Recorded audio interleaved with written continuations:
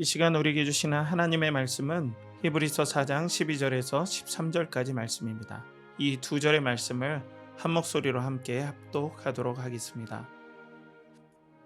하나님의 말씀은 살아있고 활력이 있어 좌우의 날선 어떤 검보다도 예리하여 혼과 영과 및 관절과 골수를 찔러 쪼개기까지 하며 또 마음의 생각과 뜻을 판단하나니 지으신 것이 하나도 그 앞에 나타나지 않음이 없고 우리의 결산을 받으실 이의 눈앞에 만물이 벌거벗은 것 같이 드러나느니라. 아멘. 이 시간 복음으로 결산하다라는 제목으로 하나님의 말씀을 선포할 때 많은 은혜 받으시기 바랍니다. 그리스도를 동경하고 그리스도를 연결하라. 우리 연결하는 교회 성도 여러분, 한 주간 평안하셨습니까?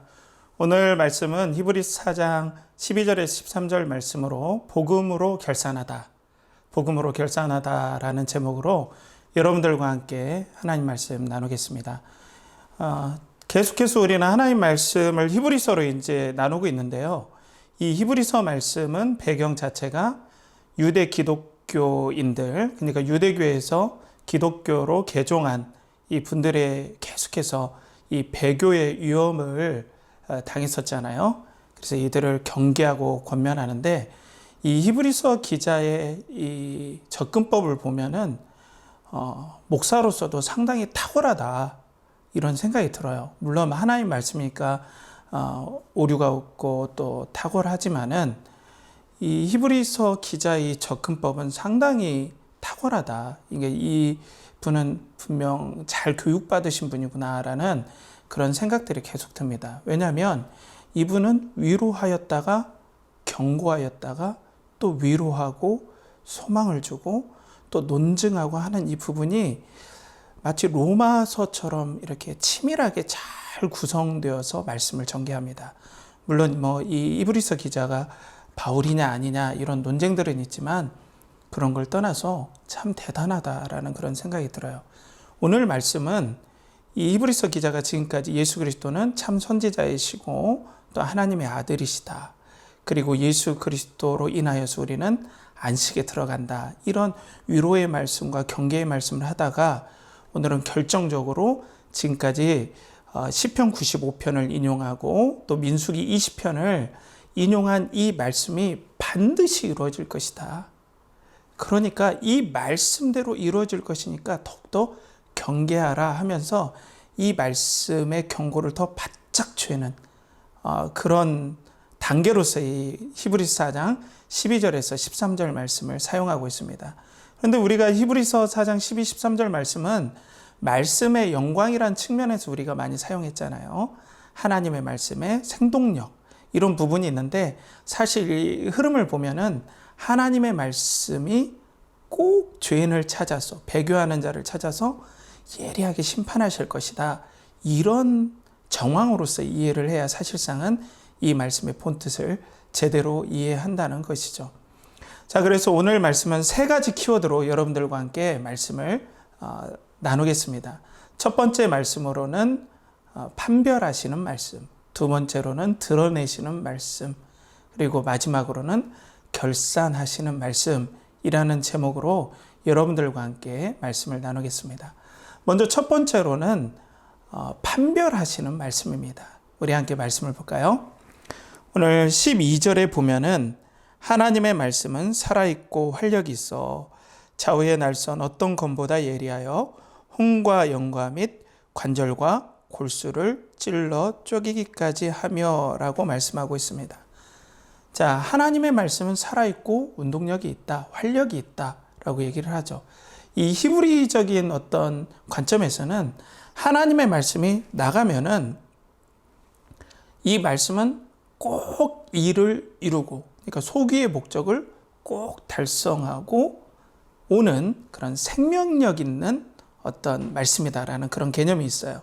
그렇기 때문에 이 말씀이 선포가 됐으면 반드시 소기의 목적을 꼭 달성할 것이다. 그런데 이것이 그때 당시만 있는 것이 아니라 이게 현재 분사로서 계속해서 진행 중이다. 계속해서 이 상태를 유지한다. 그러니까 구약의 말씀이나 복음의 말씀이나 하나님의 말씀이 선포되면 그 속이 목적한 그 바대로 하나님의 말씀이 계속해서 진행된다라는 거죠. 그런데 이 말씀이 활력이 있고 운동력이 있어서 홍과 영과 및 관절과 골수를 찔러 쪼개기까지 한다라는 거예요. 우리가 예리한 칼 생각을 해보면은 이 예리한 칼이 아무리 예리해도 영혼은 찔러 쪼개지 못하잖아요. 그러니까 하나님의 말씀은 이 몸, 그러니까 우리의 삶, 우리의 실질적인 이 삶을 판단하실 수 있을 뿐 아니라 우리의 영혼에 관련된 모든 일들도 하나님의 말씀이 판별하실 것이다. 예리하게 쪼개서 드러낼 것이다. 라는 이런 뜻을 가지고 있습니다. 그래서 오늘 히브리서 성도들에게 이 히브리서 기자는 배교의 위협들이 계속 오지.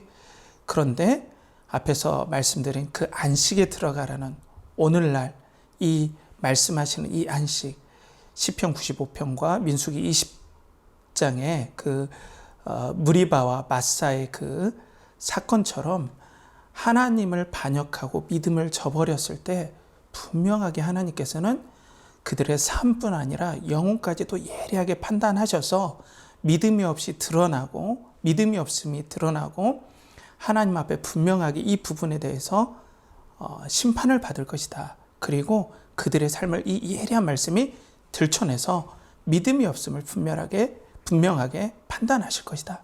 판별하실 것이다. 라고 하나님께서 말씀하신다라고 오늘 말씀을 인용하고 있어요. 그러니까 이 말씀을 받는 히브리서 성도들은 어떤 생각을 갖겠습니까? 그때 민수기 20장과 시편 95편을 인용하신 그 말씀이 그리스도의 복음과 연장선에 있구나. 나도 그리스도를 끝까지 믿어야겠구나. 그리고 이 어려운 때가 내 믿음을 이 말씀을 통해서 복음을 통해서 판별되어지는, 내가 진짜 믿음인지 아닌지 판별되어지는 시기구나.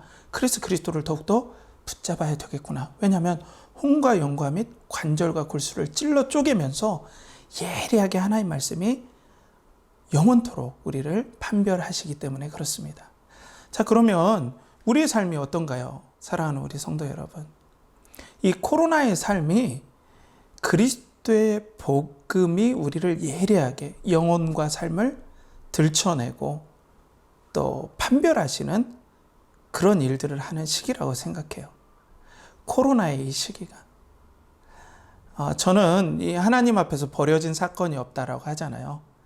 하나님께서 이 코로나의 시기를 사용하여서 그리스도를 믿는 믿음을 우리가 삶 가운데 어떻게 드러내느냐, 예리하게 말씀으로 우리의 삶을 판별한다고 생각합니다. 반면에 이건 경고의 말씀인데 이걸 뒤집어서 생각하면 엄청난 위로의 말씀이에요.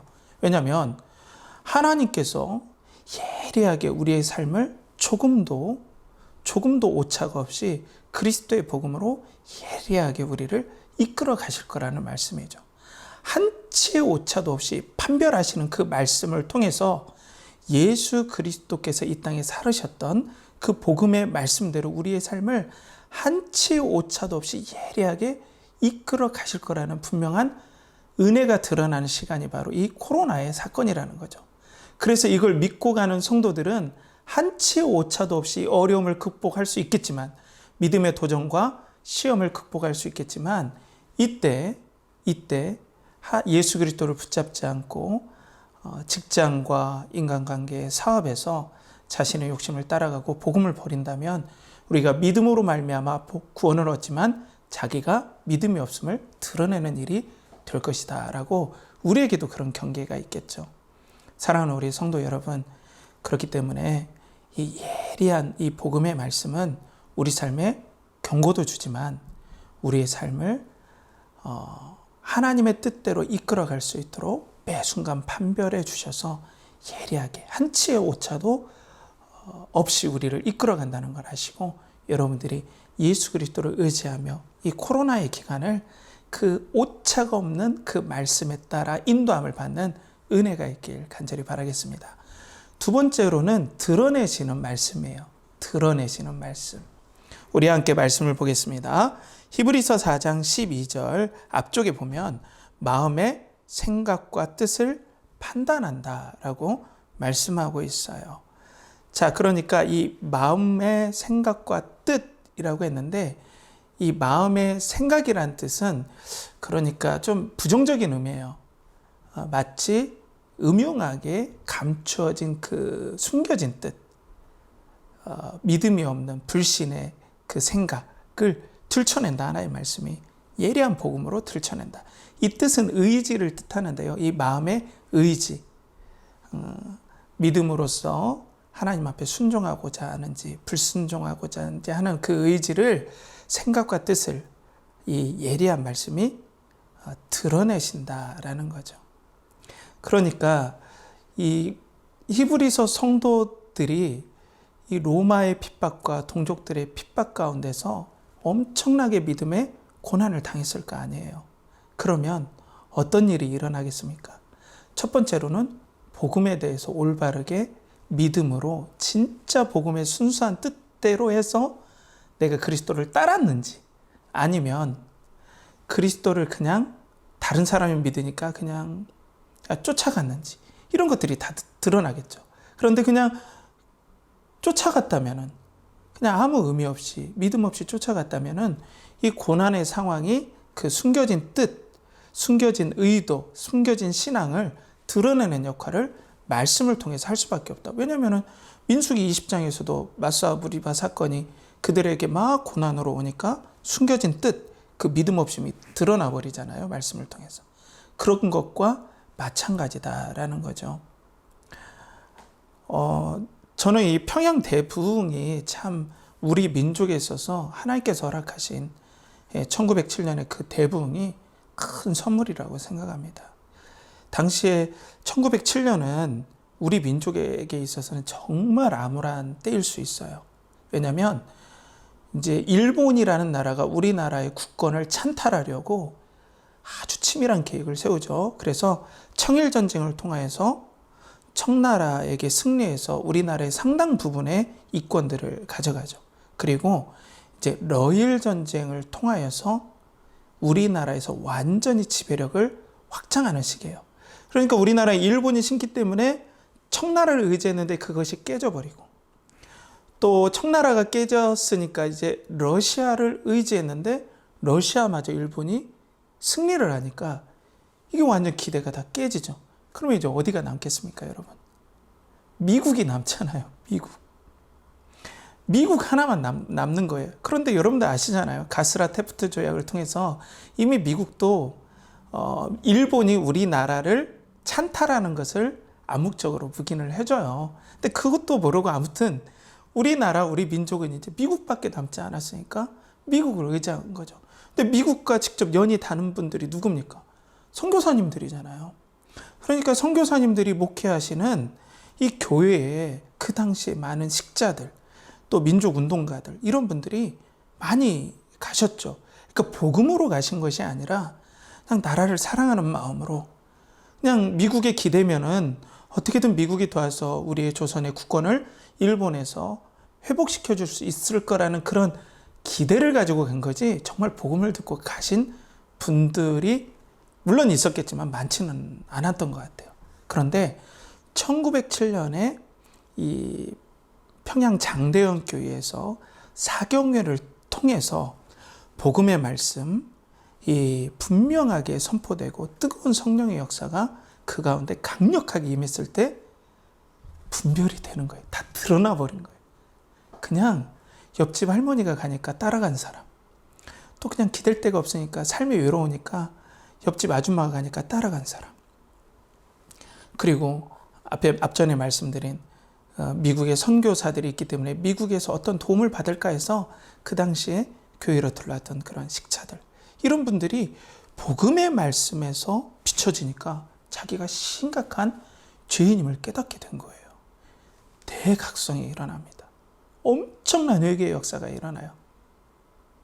그래서 우리나라의 대각성, 대부흥이 이 복음의 말씀으로 영혼의 상태를 드러냄으로써 마음, 숨겨진 마음의 생각과 뜻을 완전히 예리하게 드러냄으로써 하나님께서 우리 영혼의 상태를 알게 해주시고 또 복음을 받아들이게 하시고 대부흥의 역사들을 일어나게 하셨다라는 거죠.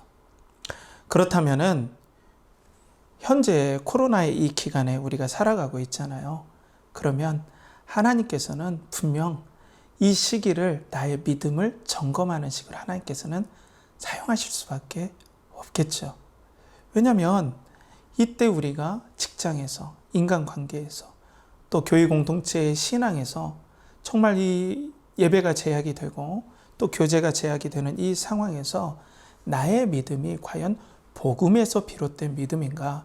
아니면 진짜 복음이 아니라 인간관계라든지 교회 가면 그냥 축복받는다더라. 아니면 일들이 잘 된다더라. 아니면 고통에서 좋아진다더라. 회복된다더라. 이런 것만 가지고 내가 교회에 갔다면 이 코로나로 인하여 얼마나 삶의 건강의 문제, 또 물질의 문제, 또 관계의 문제가 얼마나 많이 드러나 버립니까? 그러니까 이 상황에서 복음의 예리한 말씀이 비춰지니까 어떻게 돼요? 나의 신앙이 있는지 없는지 명확하게 드러나게 된다는 거죠. 반면에 복음의 신앙을 그대로 붙잡고 예수 그리스도의 구원하심이 너무나 감사하고 너무나 고마워서 그 그리스도를 믿음으로 붙잡고 고난이 와도 나는 하나님의 나라와 영광을 위해 살아가리라 라는 소망이 있다면 사랑하는 우리 성도 여러분, 하나님께서 더 명확하게 자신의 신앙을 드러내므로 격려하는 시간이 되겠죠. 그렇기 때문에 이 말씀은 경고의 말씀도 있지만 어떻게 보면 동전의 앞뒷면 같아요. 그래서 위로의 말씀이 거꾸로 될 수 있어요. 그리스도를 붙잡는 사람으로서는, 사람들이라면 이 어려운 때일수록 그리스도의 복음이 더욱더 명확히 드러나 내가 예수 그리스도의 신앙을 붙잡고 하나님 나라를 소망한다라는 그 믿음이 아주 예리하게 드러나게 된다는 거죠. 참 어려운 시기입니다. 내년에도 아마 코로나가 어느 정도까지는 계속 지속이 될 것 같아요. 이때 복음의 말씀을 비추어서 아마 우리 한국교회 또 우리 공동체 내에 우리의 마음에 숨겨진 신앙의 생각과 뜻들을 드러내는 기간이 될 것 같아요. 사랑하는 성도 여러분, 우리는 복음을 그래서 붙잡아야 됩니다. 우리는 교회 가면 물론 하나님께서 응답도 해주시고 위로도 해주시지만 그것이 아니라 우리는 그리스도를 붙잡기 위해서 교회 공동체에 가는 것입니다. 이런 부분들이 한국교회에 하나님께서 예리한 복음의 말씀으로 우리를 드러내 주셔서 정말로 한번 한국교회가 새롭게 체질이 개선되고 또 하나님께 영광 돌리는, 또 우리 연결하는 교회 공동체는 더욱더 그리스도의 복음에 집중하는 그런 기간이 되길 축복합니다. 세 번째 키워드로는 마지막으로 결산하시는 말씀입니다. 결산하시는 말씀인데요. 우리 말씀을 볼까요? 히브리서 4장 13절에 보면 지으신 것이 하나도 그 앞에 나타나지 않음이 없고 또 우리의 결산을 받으실 이의 눈앞에 만물이 벌거벗은 것 같이 드러나느니라 라고 말씀하고 있습니다. 그러니까 이 복음의 말씀을 통해서 또 전체적으로 하나님의 말씀이라고 해도 별 무리는 없겠죠. 근데 하나님께서 창조하신 모든 피조물은 하나님 앞에서 또 하나님 말씀 앞에서 다 드러나게 되어 있다. 그러니까 우리의 믿음이 있는지 없는지가 이 복음의 말씀을 통해서 완전 다 드러나게 된다라는 거죠. 그리고 우리의 삶을 결산하시는 이 앞에서 이게 다 드러나게 된다라고 말씀하고 있어요. 자, 이 벌거벗은 것 같이 드러난다라는 이 말씀은 여러 해석들이 있더라고요. 재밌는 건데 당시 우리가 레슬링을 이 그리스 로마 시대 때는 레슬링을 막 했어요. 그런데 레슬링을 할 때 이제 남자들이 옷을 입지 않고 이렇게 레슬링을 하는 그런 병의 항아리에 그런 그림들이 있잖아요. 그렇게 했대요. 그래서 이 레슬링을 할 때 상대편의 이 목을 잡고 꼼짝달싹 못하게 이 목을 지켜오르는 이런 느낌의 원어로서 이 벌거벗은 것 같이 드러났다. 그러니까 완전히 무방비 상태로 감출 것 없이 다 드러난 상태예요. 그런 상태를 바로 오늘 이 벌거벗은 것 같이 드러났다라는 거죠. 그런데 오늘 결산하시는 말씀이잖아요. 결산은 언제 합니까, 여러분? 마지막 때 하잖아요. 그리스도의 재림 때 이 결산이 다 일어납니다. 그러니까 결산하시는 자라고 언급했던 것은 이 히브리서 기자가 히브리서 성도들한테 당신들 예수 그리스도가 만왕의 왕으로 이 땅에 사탄과 그리고 사망의 세력들을 다 꺾으시고 이제 하나님 나라를 시작하셨고 또 이제 완성을 향해 가는 거 알지 않습니까? 이제 하나님의 나라만 존재하는 거지 사탄의 세력들은 존재하는 것 같이 보이지만 그들의 위세가 등등한 것처럼 보이지만 자기가 망해가는 걸 숨기려고 위세가 등등한 것처럼 더 속된 말로 이렇게 난리를 치는 것처럼 보이지만은 사실상은 하나님의 나라가 영원하고 하나님의 나라에서 그리스도 앞에서 우리는 결산할 때가 있을 겁니다. 그런데 벌거벗은 것처럼 우리의 삶이 말씀으로써 결산이 될 겁니다. 하나님 앞에. 그런 거죠. 자, 그러면 이 말씀 안에서 우리는 하나님의 나라에 대한 어떤 소망을 가지고 우리가 신앙생활을 하는지 우리를 한번 되돌아볼 필요가 있어요. 히브리서 성도들도 그리스도께서 장차 오실 메시아다. 하나님 나라가 시작되었다는 그 복음을 붙잡고 구원을 받은 거죠. 예수 그리스도를. 그리고 그 나라가 시작되었을 뿐 아니라 이제는 완성을 향해 간다. 그렇기 때문에 우리의 모든 삶은 하나님 앞에 내가 복음으로 믿음으로 행했는지 어떻게 행했는지가 다 드러나게 된다. 하나도 남김없이. 그렇기 때문에 우리는 장차 어디를 소망하면서 가야 되냐? 하나님의 나라가 이제는 완성되고 그리스도의 재림이 이 땅에 오셔서 우리의 삶을 결산할, 우리가 믿음으로 그리스도를 붙잡고 잘 인내했는지 결산할 그때를 향해서 바라보면서 간다. 그 믿음이, 그 소망하는 믿음, 하나님 나라의 완성될 믿음이 테스트 받는 기간이 믿음의 고난의 기간이다. 결산이라는 표현을 쓰면서 오늘 히브리서 기자는 성도들을 격려하고 또 경계하고 있어요. 사랑하는 성도 여러분, 정말 이건 중요합니다. 정말 중요합니다. 왜냐하면 우리는 신앙을 가진 것이 죽어서 천국 간다. 이것도 중요하지만, 그리고 이 땅에서 하나님과 동행한다. 이것도 중요하지만 또 하나님의 원대한 계획은 이 땅에 하나님 나라가 그리스도로 말미암아 시작되었고 이제 시작된 그리스도의 나라가 절대로 흔들림 없이 꼭 완성되어져 간다. 그래서 우리는 그 하나님 나라의 완성을 향해 또 하나님 나라 안으로 부르심을 받은 하나님의 백성이다. 그래서 눈으로 보이기에는 죄가 더욱더 득세하는 것 같고 사랑 없음이 득세하는 것 같고 또 불신앙이 득세하는 것 같지만 종국에는 하나님과 그리스도, 우리 영광스러운 그리스도께서 승리하신다. 이걸 소망하면서 우리가 치열하게 이 땅에서 믿음을 붙잡고 사는 이 모습을 하나님께서 다 드러내실 것이다라는 거예요. 그걸 믿고 우리는 사는 사람의 신앙인이죠. 그래서 진짜 건강한 신앙은 장차 임할 하나님의 나라를 소망하면서 사는 신앙이죠. 그러니까 히브리 성도들이 장차 임할 하나님의 나라의 소망을 붙잡고 그 믿음을 붙잡아야만이 로마와 동족들의 핍박들을 이겨낼 수 있음을 여기에 다 응축시키고 녹여놓은 거예요. 그러니까 히브리서 기자가 얼마나 탁월한 하나님의 사람인지 보여주는 대목이기도 해요. 그러면 여러분들 보세요. 우리들도 마찬가지죠. 여러분들 예수 그리스도 믿는 궁극적인 영광은 무엇이겠습니까? 장차 임할 하나님 나라 아니겠습니까? 그 하나님 나라의 왕이 누구십니까? 예수 그리스도시죠. 반드시 이루어집니다, 여러분들. 그러면 코로나의 기간 동안에 우리는 경제적으로도 어렵고 관계적으로도 어렵고 직장도 어렵고 사업도 어려운 이 가운데 우리가 신앙을 붙잡을 이유가 무엇이 있겠습니까? 장차 완성될 그리스도의 나라, 하나님의 나라가 임할 걸 소원하면서 복음을 붙잡는 거죠. 그리고 더욱더 믿음으로 행하는 거죠. 그리스도의 인격과 성품이 드러나도록 우리 직장과 사업체와 가정에서 어려움이 있을지라도 주님을 붙잡는 거죠. 이 어려움이 절대 쉽다는 게 아닙니다. 그렇지만 그리스도를 붙잡고 이 땅에서 살아가는 그 삶은 장차 임할 하나님 나라를 소망함이라는 거죠. 이것이 다 드러나 버린다는 거예요. 마지막 때는 벌거벗은 듯이 드러날 것이다.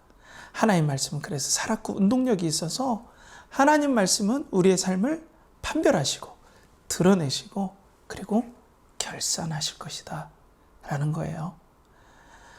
사랑하는 우리 연결하는 교회 성도 여러분, 그러면 우리는 이 말씀을 마무리하면서 우리는 어떤 마음으로 이 땅에 살아가야 될까요? 제가 신문 기사에서 한 분의 기사를 봤어요. 딕 호익이라는 분이신데요.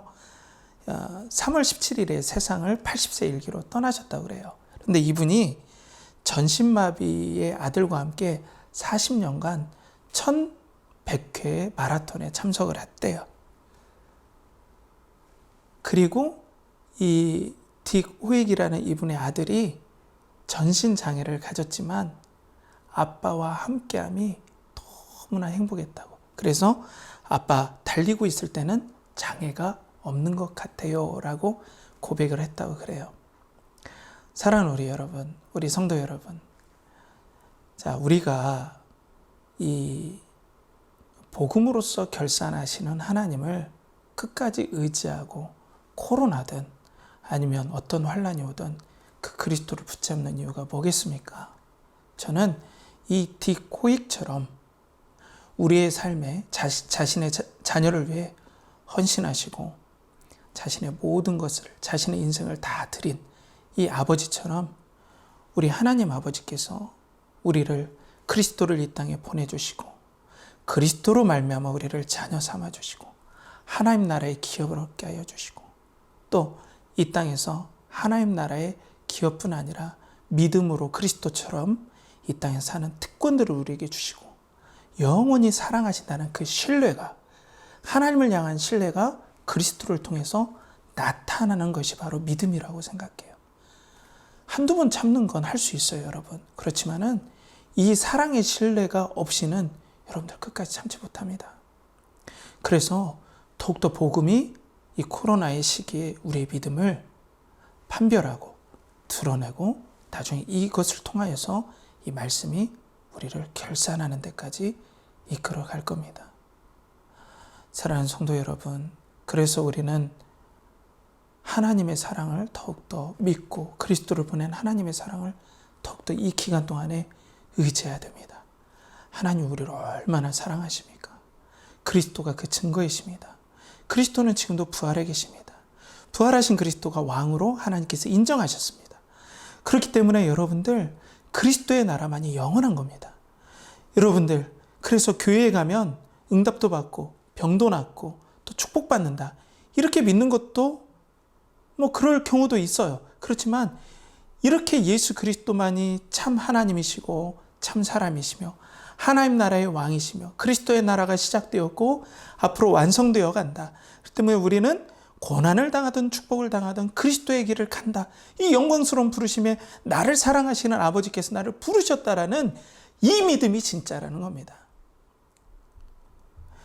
사랑하는 성도 여러분, 그런데 코로나의 기간 동안에 이것이 다 드러날 거예요.